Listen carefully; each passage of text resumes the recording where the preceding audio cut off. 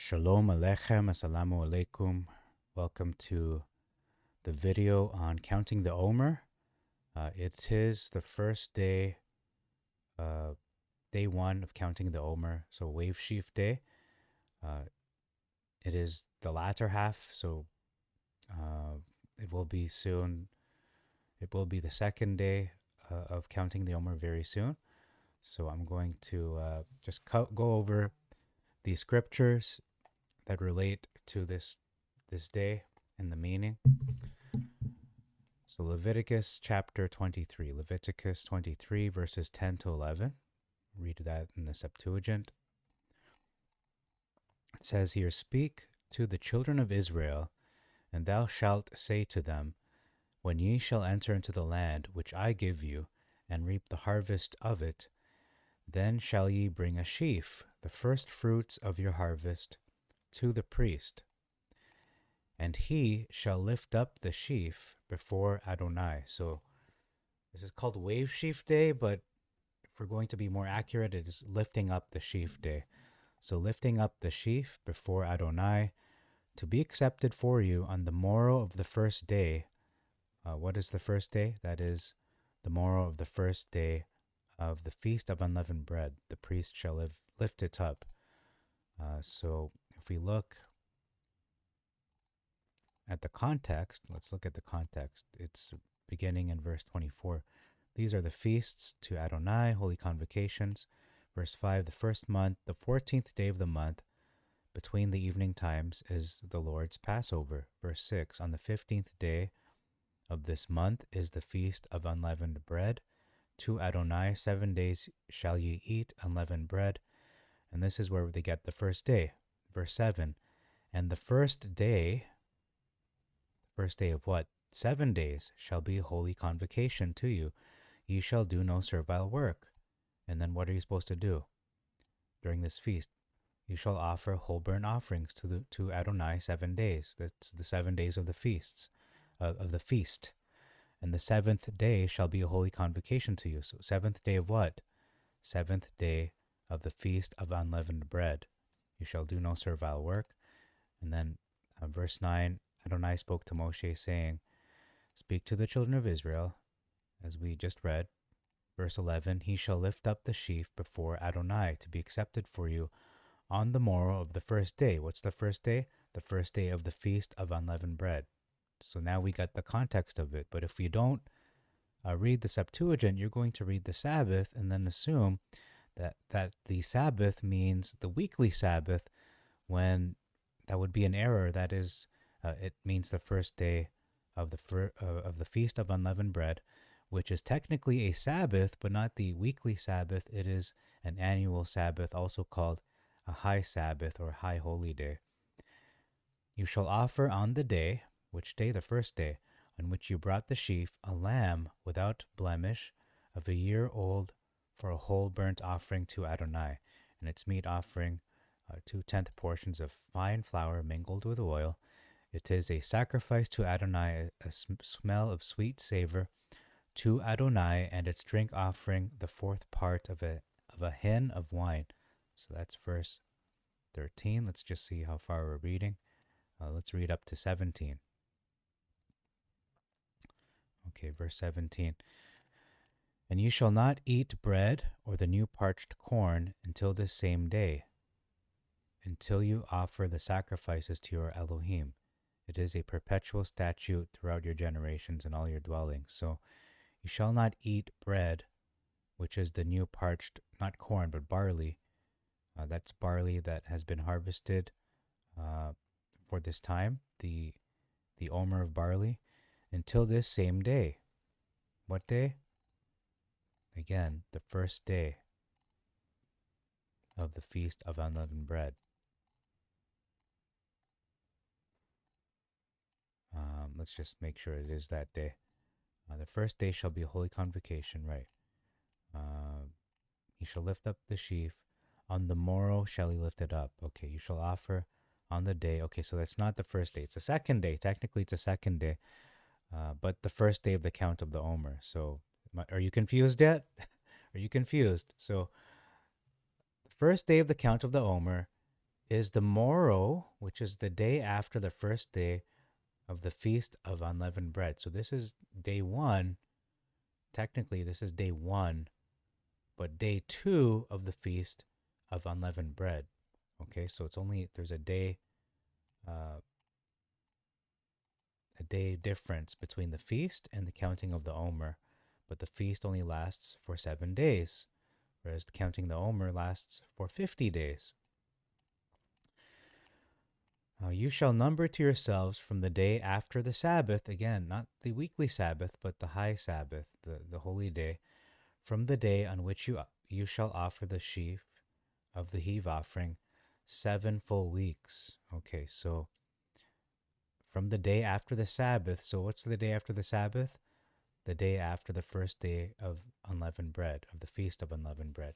So from that day, which is today, we're going to number 7 full weeks until the morrow, or the day after, the morrow after the last week, you shall number 50 days. So that's another way to say 7 full weeks plus a day is literally 50 days, and shall bring a new meat offering to Adonai. You shall bring from your dwelling loaves as a heave offering, 2 loaves. They shall be of 2/10 portions of fine flour. They shall be baked with leaven. Notice that. So during the first, this feast of unleavened bread, there's no leaven to be found among us in our quarters. We're not supposed to eat leaven, but after this time has elapsed, not just the 7 days, but the 50 days. Obviously, you can eat leaven after the 7 days of the feast, but for this specific time, it says here, you shall number 50 days, and then you shall bring from your dwelling loaves, and the loaves are baked with the leaven of the first fruits to Adonai.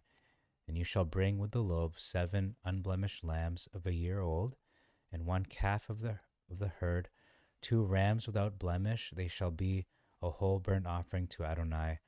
And their meat offerings and their drink offerings shall be a sacrifice, a smell of sweet savor to Adonai. And they shall sacrifice 1 kid of the goats for a sin offering, and 2 lambs of a year old for a peace offering with the loaves of the first fruits. Now, notice all these animals being sacrificed. This isn't for every single family. This is for the whole uh, community, the whole nation of Israel, I would say, because this is in the land of Israel, supposed to be done by the priest in the temple or the tabernacle, but the designated uh, place, the altar. And the priest shall place them with the loaves of the first fruits, an offering before Adonai with the 2 lambs. They shall be holy or set apart to Adonai. They shall belong to the priest that brings them. So this is still going on regarding Pentecost, Shavuot. You shall call this day a convocation. So this is a holy gathering. It shall be holy to you. You shall do no servile work on it. It is a perpetual ordinance throughout your generations in all your habitations. Okay. And when you shall reap the harvest of your land, you shall not fully reap the remainder of the harvest of your field when thou reapest, and thou shalt not gather that which falls from thy reaping. Thou shalt leave it for the poor and the stranger, I, Adonai, your Elohim. Okay, so that is all for the spring feasts. So that is what the scriptures say. Okay, so I hope that is clear. Now we're going to read some Jewish sources. Okay, so this is from Chabad.org.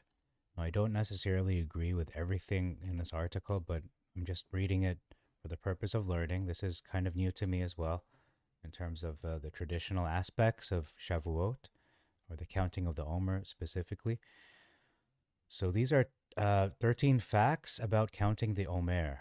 The Omer count is 49 days long. It's an annual mitzvah, means a law. Every day for 7 weeks, 49 days, we count how much time has elapsed since the second day of Passover. There you go. It's scriptural. That actually follows the Septuagint understanding of this, not the Christian the Christian way of understanding the Sabbath, the weekly Sabbath, and then connecting it to Sunday, which I think has a lot of baggage from Christianity, or how do they say, uh, churchianity. And this is a DVD, a pretty good one. If you want to explain to your friends what you do and why you do it the way. Okay, just a little plug there. I just found that a really interesting documentary. So, point two, second fact, we count days and weeks. So, on the first day, we say today is one day to the Omer. Once we reach the seventh day, we count weeks as well, saying today is 7 days, which is 1 week to the Omer. On the following day, we say today is 8 days, which is 1 week and 1 day to the Omer. Uh, Fact 3. It ends the night before Shavuot.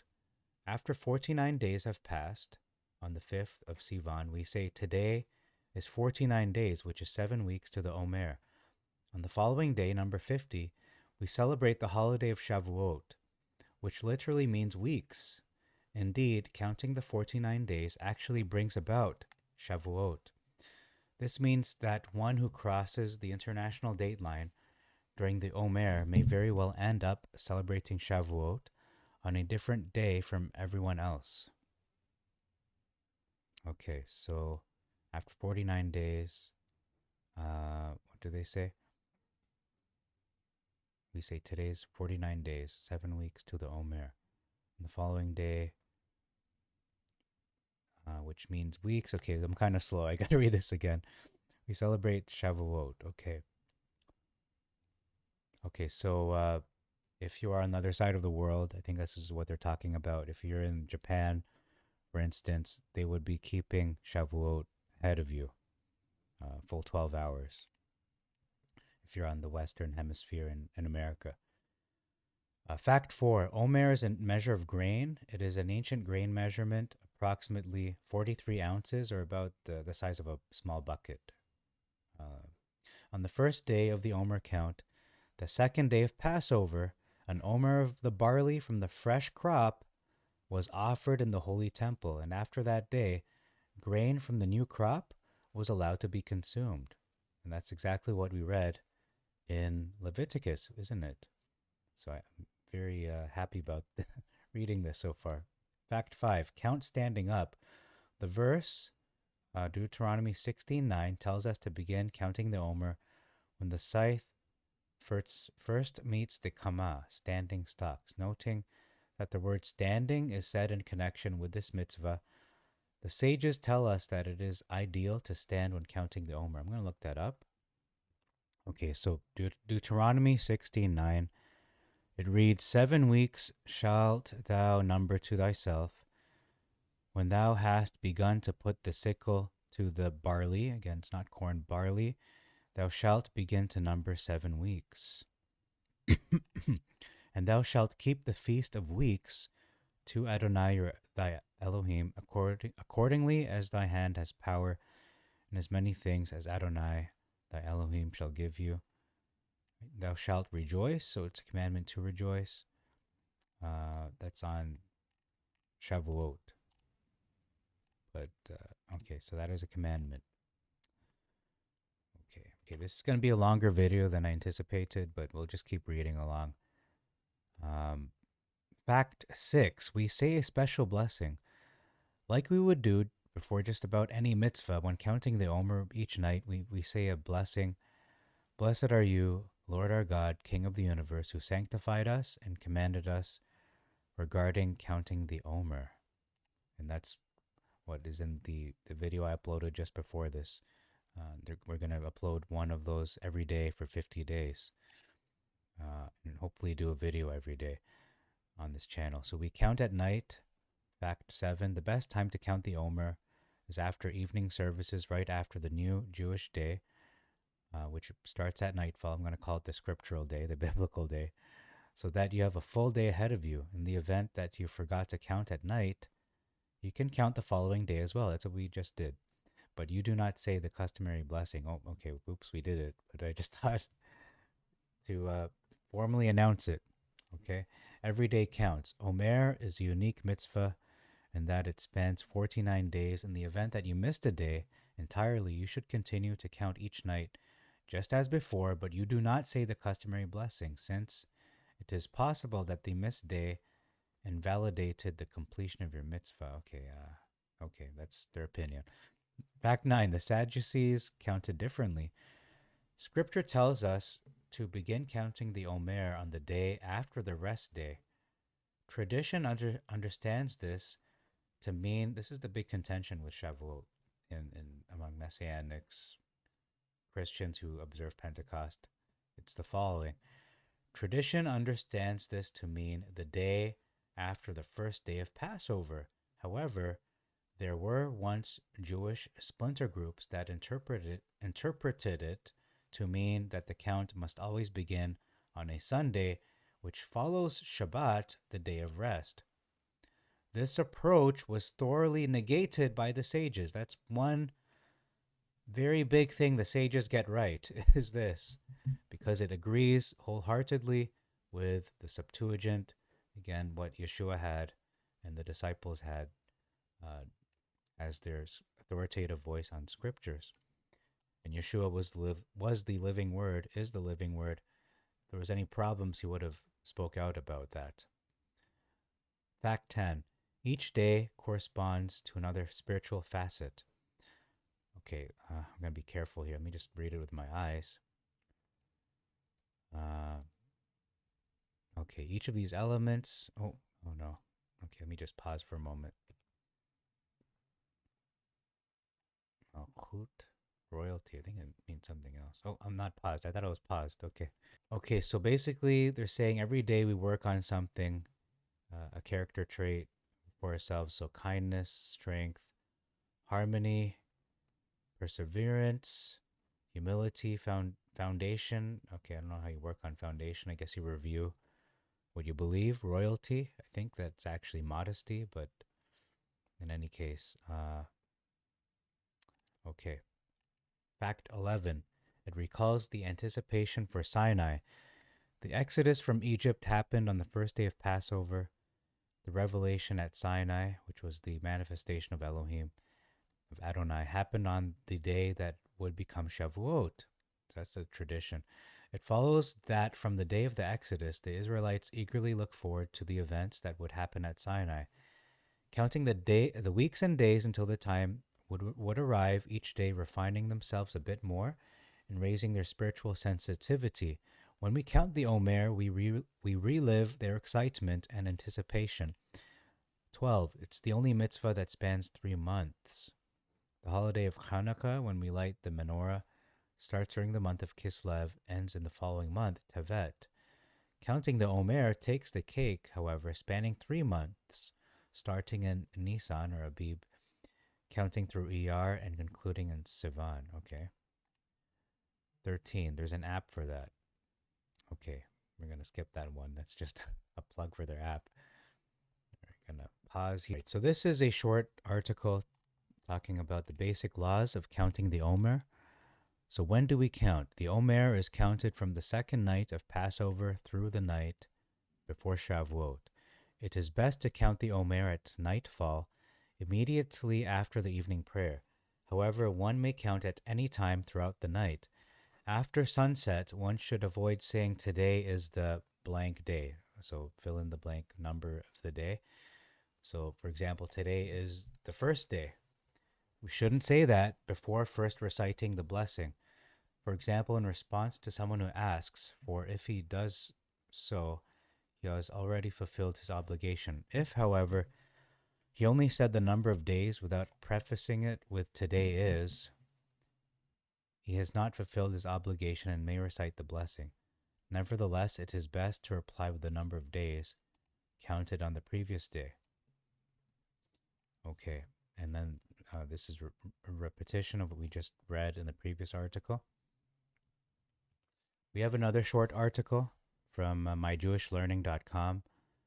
So the Omer, or Lag BaOmer, counting the days from Passover to Shavuot, Rabbi Louis Jacobs. The Omer, or sheaf, was a harvest offering brought to the temple on the second day of Passover. There is a further command that from the day when the Omer was brought, 7 weeks were to be counted, and on the 50th day a festival was to be celebrated. This festival was later called Shavuot, the Feast of Weeks, because it falls on the day after the 7 weeks have been counted. In the rabbinic tradition, all this was understood to mean that even after the destruction of the temple, each individual should actually count these days by saying each day, "This is the X day of the Omer." Among the many interpretations given to counting the Omer is that Shavuot celebrates the giving of the Torah, while Passover celebrates the exodus from Egypt. The free man, as he reminds himself of the bondage in Egypt, counts each day towards the even greater freedom enjoyed by those who live by the Torah. Amen. In the Middle Ages, the Omer period became one of sadness and mourning. Various conjectures have been made about why what was presumably a joyous period in temple times was transformed in this way. Traditionally, Jews do not have a haircut during this period, and weddings do not take place. It's interesting. There are, however, different customs regarding the duration of the mourning period. Some observe it from the end of Passover to Lag BaOmer, which is the 33rd day. Okay, so that means the 33rd day. It's an interesting number. Others from the end of Passover until Shavuot, or until 3 days before Shavuot. And there are other variations. Okay, in the Kabbalah, Jewish mysticism, each of the 49 days of the Omer represents one of the combinations of the 7 lower Sephirot, divine emanations. That is, in each one, there are all 7, and in a Kabbalistic prayer, the worshiper entreats God to help him or her lead a pure life and pardon him or her for the law or for the flaw he has produced in the Sephirah of the day. Okay, so that gets into some very, I won't say it, but I'm going to pause once again. This is a very interesting article from thetorah.com uh, entitled "When Does Counting the Omer Begin?" By Professor Marvin Sweeney, Dr. Rabbi Zev Farber. And what they mention here, oh, look at this book, a booklet, a Sefirat HaOmer booklet from 1800. Okay.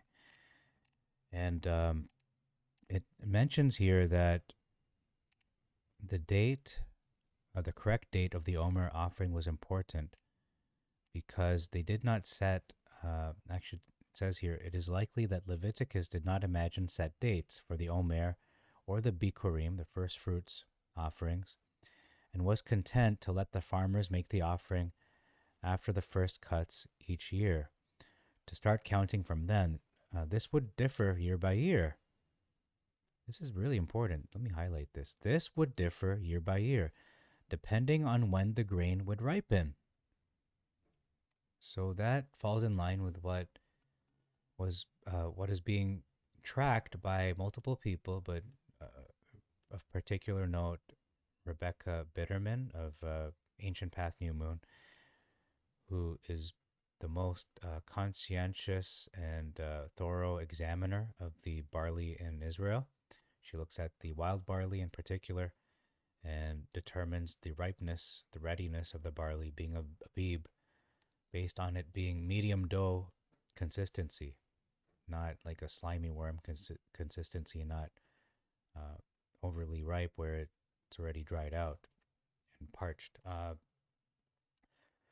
So in terms of the date, how do you determine it? There are 4 possible dates because it says here, again, after the Sabbath is also helpful. Which Sabbath does this refer to?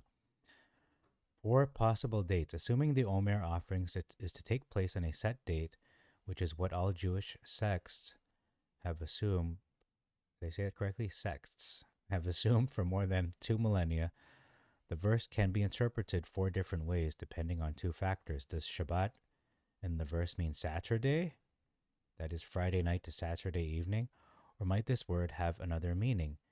That is, any festival in which the people are commanded to rest, because that is a Shabbat. Because it does say in Isaiah, for example, if you turn away your foot from my Sabbaths, not just the weekly Sabbath, but the holy days.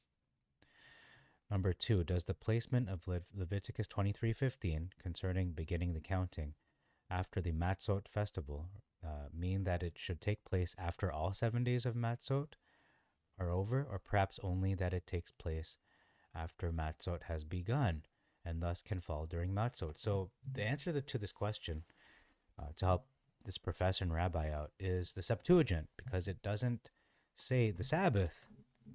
It clears it up big time. So let's just go back there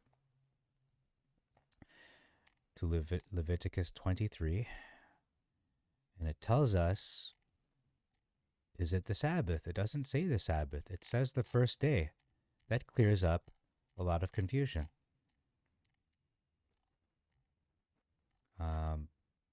Here it is.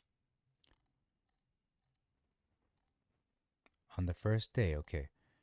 15th day.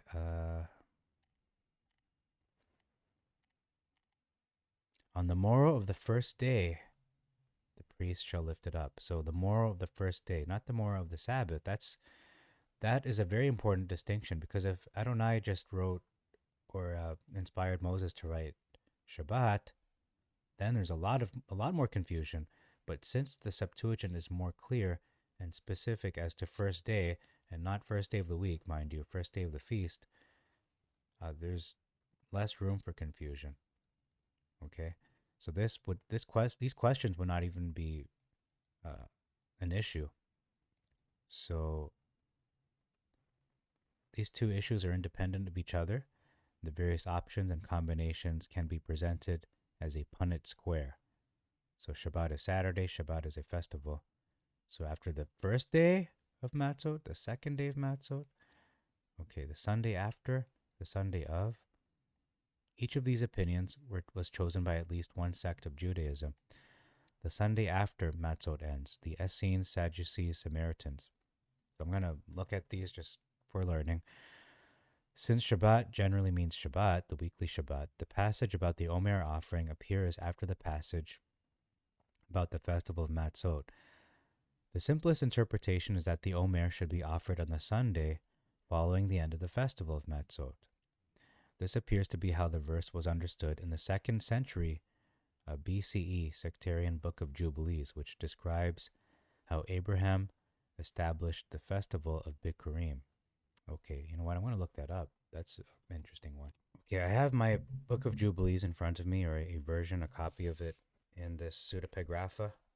And this is chapter 15, verses 1 to 2. There you go. That's the book I'm reading from. It reads here, in the 5th year of the 4th week of that Jubilee, in the 3rd month, in the middle of the month, Abram made a feast of the first fruits of the harvest of grain.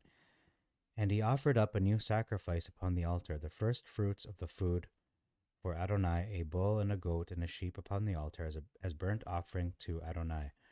Their fruit offering and their libation he offered up upon the altar with frankincense, and Adonai appeared to Abram, and he said to him, I am Elohim Shaddai. Okay, so that doesn't say that the 5th week on the 5th year of the 4th week of that Jubilee, in the 3rd month, in the middle of the month. It doesn't say the day, so okay, I'm going to keep reading. It doesn't say the day, it just says the 4th week, 3rd month. Abram made a feast of first. So the 15th of Sivan is also the date of Shavuot among the Essenes. So how is the 15th? Okay, the 4th week of the Jubilee. I think it's talking about Jubilee of years, not Jubilee, because Jubilee is the 50th year, so that would be the 4th week of 50 years, and 7 weeks would be 49 years. In the 3rd month, in the middle of the month, so it's the middle of the month, so that is 15th, okay. All right, I was a little confused there.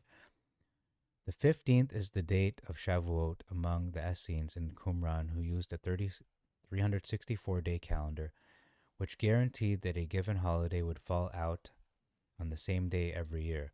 Thus, in the Qumran calendar, the Omer was offered every year on the 26th of Nisan, which is the first Sunday after Matzot, and 50 days before the 15th of Sivan.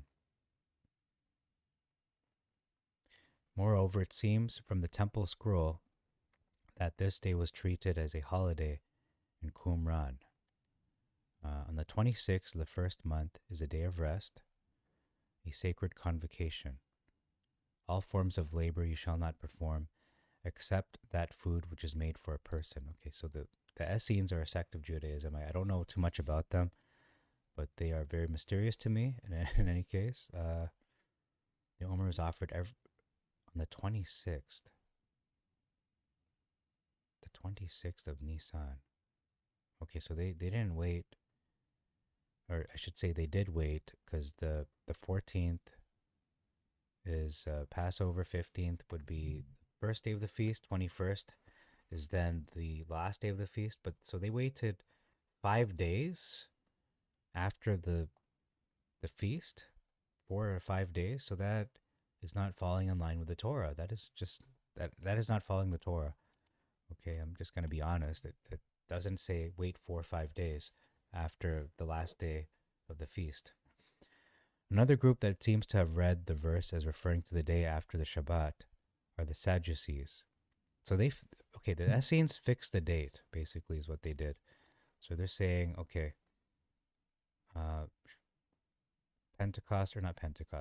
Passover and the Feast of Unleavened Bread would end the 21st. So then I guess the weekly Sabbath, let's just say, would be the 25th for just hypothetically, 25th, and then the 26th would be their wave sheaf day. So they fixed the date as 26th. Okay, next, another group that seems to have read the verse as referring to the day after the Shabbat are the Sadducees, Hebrew Sedukim, named for the Zadokite priests. I didn't realize that. Okay, so they're named after the Zadok priests, Sedukim. So Sadducees is the English word. The Hebrew name for Sadducees is Zedukim. So Zedukim, named after the Zadokite priests who made up the bulk and leadership of this group.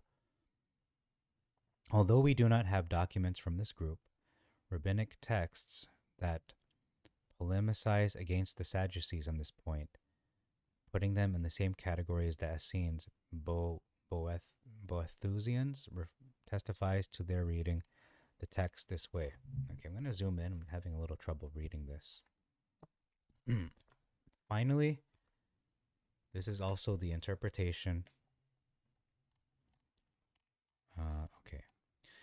of the Israelite Samaritans, who to this day begin the Omer counting from the Sunday after Matzot ends and Shavuot 50 days later. So they count from the Sunday. They count after the weekly Sabbath. The Samaritans do. After the feast ends. So they take it another step further, because a lot of Christians and Messianics will observe, they will count it from the Sabbath that falls in the feast of unleavened bread. In a letter written to the Samaritans of England and copied by the Samaritan Bible commentator Meshalma ben Ab Sakhua, the Danafite, the holiday is described thus. We then count 50 days from the day after the Sabbath, that is from or after the 7 days of Matzot, until the day after the 7th Sabbath. We thus begin their counting with the first day and finish with the first day, Sunday. And this last day is the holiday of Katsir, reaping. And it is called the festival of Shavuot and the festival of Bikurim, first produce. As the Samaritans do not use the Essene 364-day solar calendar, but rather a lunar calendar with leap year adjustments, similar to the rabbinic Jewish calendar, Shavuot for Israelite Samaritans does not have a set date. It's interesting that, well, the Samaritans, first of all, are trolls. No offense if you're a Samaritan, but they are the same people who would light fires when the new moon was not sighted just to troll the Israelites who were genuinely trying to observe the sighted moon to announce the new month. So they would light these mock fires, and that's why kind of stopped that tradition because of the Samaritans sabotaging it. Okay, let me pause for a moment. Number two, the Sunday during Matzot. So this is what I was talking about. Uh, the second interpretation that the passage is a reference to the Shabbat during Matzot is the reading and practice of Karaite Jews. During the early Middle Ages, the Karaites defended this view against the opposing view of rabbinic Jews, who polemicized against them, such as Saadia or Saadia Gaon. For this reason, the Karaite sage Aaron ben Elijah, in his halachic work, Gan Eden, spends more than half of his section on the laws of Shavuot, defending the Karaite interpretation of after the Sabbath. He brings the entire section with this observation. The discussion of after the Sabbath, it should be known that the distinction between the sages of the Karaites and the sages of the Rabbinites is great. For we say it means after the Sabbath of creation. They say it means after Yom Tov. He then continues by bringing proofs and argumentation beginning with this. For we do not find anywhere in Scripture that a holiday is called Shabbat. And if so, how can one suggest that the verse says after the Sabbath and means after the holiday? Well, again, this would not be even an issue if they use the Septuagint, which predates Yeshua by about 250 years. And it says here on the morrow of the first day, not the Shabbat, the first day of what? The feast, not the weekly, not talking about the weekly Sabbath. So the first day of the feast. In chapter 3 of the Shavuot laws, Aaron ben Elijah goes on to explain one reason why they count from the Shabbat during Matzot and not the one after, noting that the term is the Shabbat, not a Shabbat, i.e., it has a definite article that should refer back to something. He writes, okay, so does it say the Shabbat or a Shabbat? After the Sabbath. Okay, so I understand that interpretation. Like, I can see why they would take that stance, because if you say the Sabbath, you could say, okay, that's the holy day, but a Sabbath could mean a weekly holy day. So that is his argument. Because the previous section stated you shall eat matzah for 7 days, even though it is a separate section, the definite article can be understood as referring back to the 7 days of matzah because of the Sabbath that falls within the 7 days of matzah. Okay. Referring back to the 7. Yeah, so I kind of take this stance as well in terms of talking about the first day, because it is referring to the 7 days of matzah. Not anything else, but the first and 7 days of the feast of matzah. Since Karaite Jews use a lunar calendar, decreeing that Shavuot always falls out on a Sunday means that the festival has no set date. Okay, so the first two do not have set dates, except for the Essenes, I believe. Right? Is that right? In any case, you can watch the video again. 3. The day after Matzot. Beta Israel. Many Jewish interpreters read the reference to after the Sabbath as meaning after the festival, connecting it to the previous passage that described the holiday of Matzot. And that's my stance as well. And that's not really my stance. It's really what the Septuagint says. Okay. They note that the root, meaning to rest, is applied to festivals in this chapter. The festival of Teruah is called Shabbaton, and Yom Kippur is called Shabbaton. Assuming that Shabbat here refers to one of the two festival days of Matzot that fall on the first and last day of the holiday. Again, see, He just referred to the first and last day. Let's refer to the Septuagint again. The first day, easy, no confusion. But once we get out of the Septuagint and you introduce this, going to just say it, corrupted text of the Masoretic, you come up with a lot of confusion. Okay, actually, one of the messages that was brought up that I heard during this feast time is the leaven of the Pharisees and Sadducees is wrong teaching. Wrong teaching can corrupt, can spread, and cause a lot of corruption. So, just this little verse after the Sabbath, rather than the first day, we can see how that wrong teaching can lead individuals and groups and generations to keep the wrong day of Shavuot. Okay. The simplest interpretation would be that after this festival means after the seventh day of Matzot, when the holiday is entirely over. This is the way the Beta Israel, Falasha Ethiopian Jews understand the verse. Okay, so they take it to mean after the festival. Okay. As Sharon Shalom, a contemporary Beta Israel Jew, or Beta Israel, who is also a rabbi, writes in his book on Falasha Halacha, the custom of the community is to begin counting the Omer after the final festival of Pesach. Similarly, the Beta Israel understand the verse the day after the Shabbat as referring to Yom Tov, but not to the first Yom Tov, but to the second one. According to this, Shavuot will always fall out on the 12th of Sivan. So they count after the seventh day. So that would be the eighth day, I guess, technically, if there's an eighth day. But it would always be on the 22nd day. And then they count 50 from there. Shalom further discusses why the second Yom Tov was chosen. When I asked one of the priests what the reason for this is, he answered me, "It is a tradition from our ancestors, and this is how we have practiced for generations. It seems likely that the pushing of the counting was done so as not to mix the mitzvah of Pesach with the mitzvah of counting the Omer.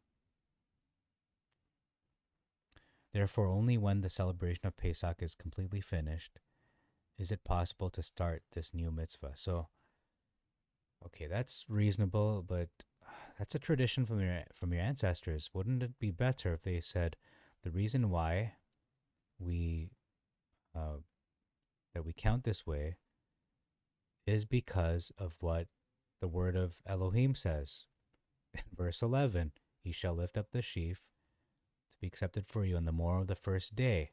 And we understand the first day to mean what it was talking about in verse 7 and 8, the first day and the seventh day, as it relates to the feast of unleavened bread.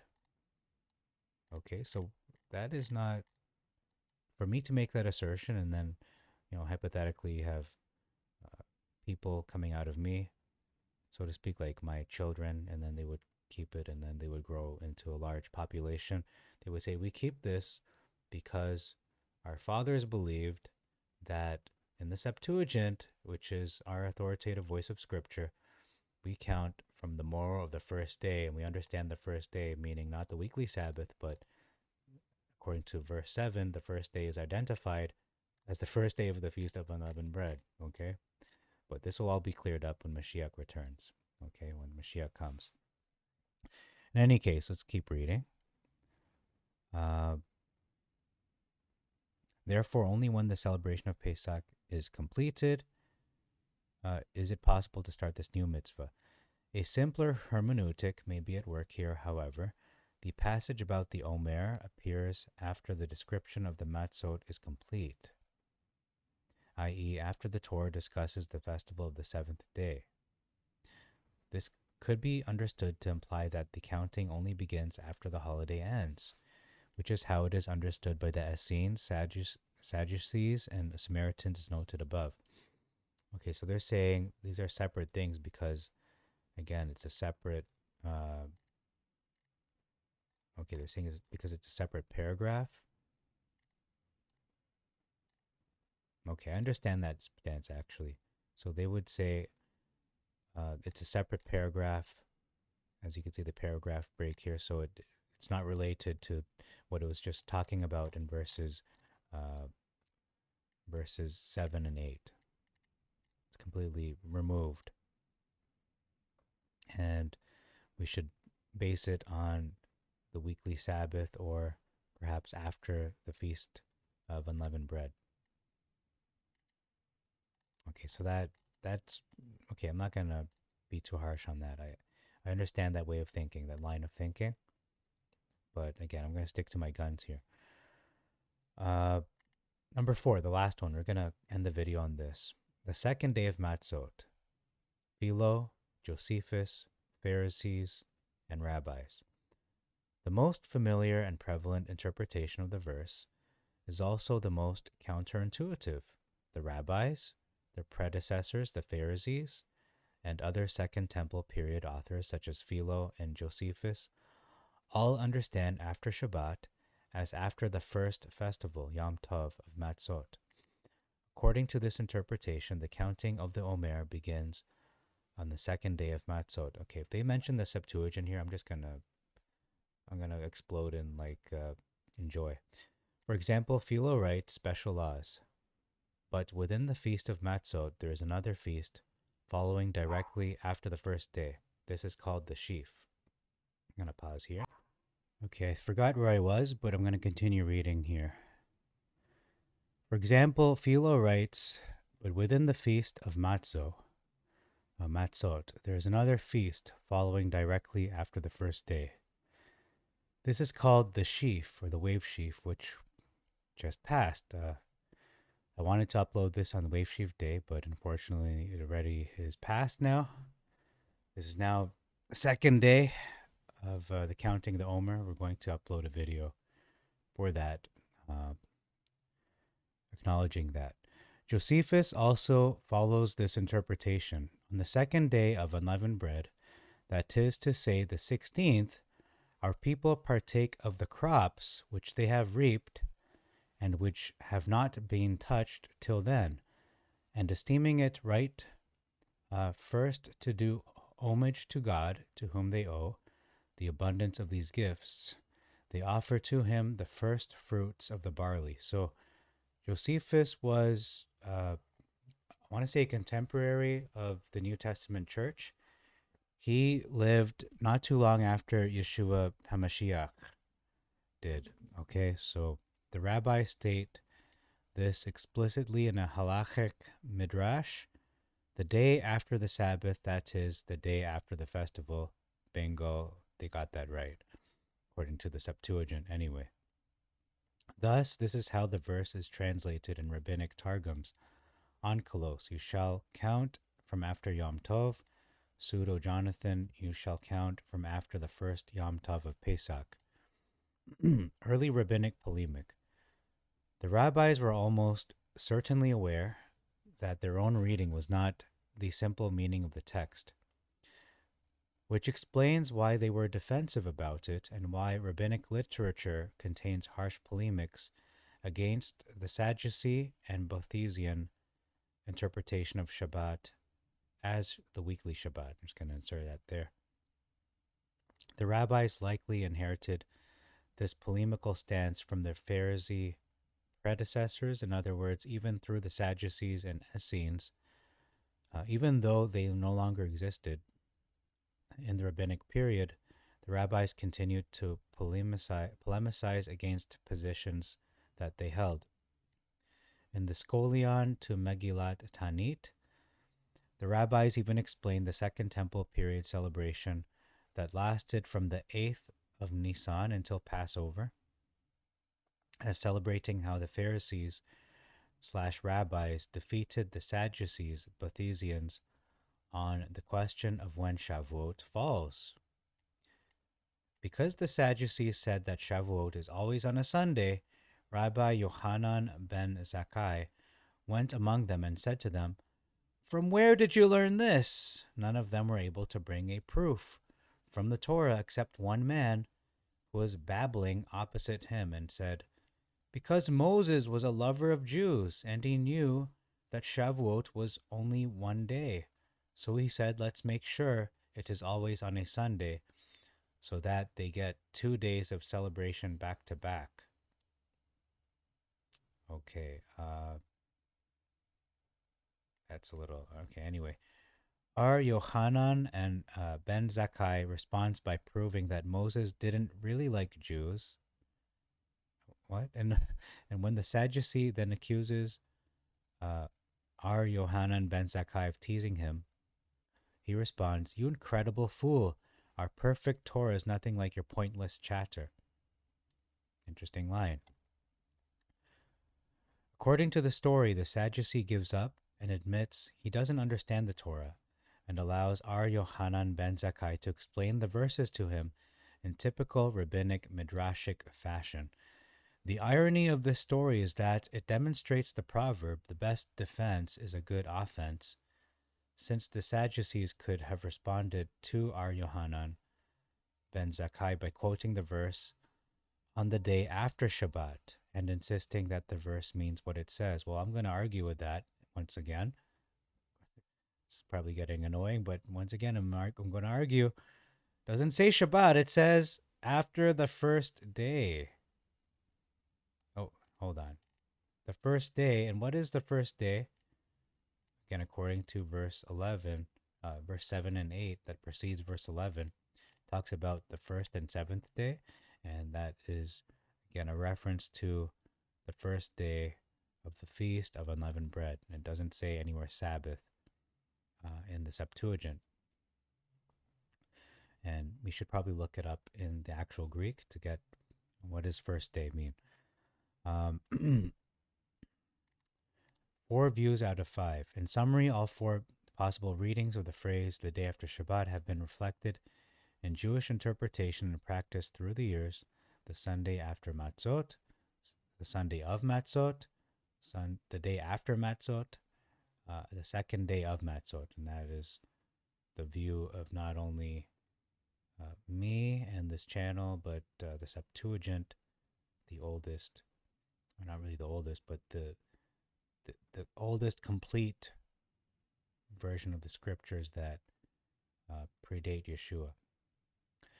The one position that does not appear to have been advocated by any Jewish group in the last 2 millennia is the simplest meaning of the verse, namely that the Omer offering has no set time or date, only a range of possible dates depending on the realities of the harvest season. That is such an interesting closing paragraph, and he's absolutely right. Even not only the Omer has no set time or date, even Pesach, that has to wait until the New Year's declared, when the barley is witnessed, when it is seen to be Aviv, an Omer of barley in the soft medium dough. Is it medium dough stage? Okay, I'm going to close with the scripture, looking at the Greek for verse 11. Okay, so we are in the verse, and the first word is aponon, means tomorrow or the morrow after. Eporion. Okay, that's the word. First word. Okay, next word is protos. So it says eporion, tomorrow, and then this, protos. So protos means first, chief, or former. Okay, let's make sure we're paused. Okay, so I'm looking at the word that is used for first day, and it is this word. I think it's protos, and one of the cross references is Exodus 12:15, which refers to the Feast of Unleavened Bread, talking about the first day. So that is pretty explicit. It's mentioned twice, actually. So I think case closed. I'm going to present on the 3rd day of the Count of the Omer evidence from the New Testament or the Apostolic Scriptures. I don't like calling them Old Testament, New Testament, but because people don't really call them anything else, but I call them according to Tanakh and apostolic scriptures. I will look at proving why the count of the Omer is the way it is, based on the Septuagint, why that is truthful, why it is based on scripture, why it is the truth. And you need to use the Holy Spirit to discern these things, and pray that you will get discernment regarding this, that you will have the eyes to see this, the heart to hear this, the ears to truly hear what I'm saying regarding this, the heart to be open, the mind to be opened as well, because I'll present that on the third day, not today, which is now the second day, but tomorrow, most likely. So having said all that and presenting all of those things in regards to counting the Omer, Wave Sheaf Day, thank you very much for your time. I bid you all Shalom Aleichem, Assalamu Alaikum, Irini Mazisu, Pax Vobiscum, peace be unto you, and Maranatha.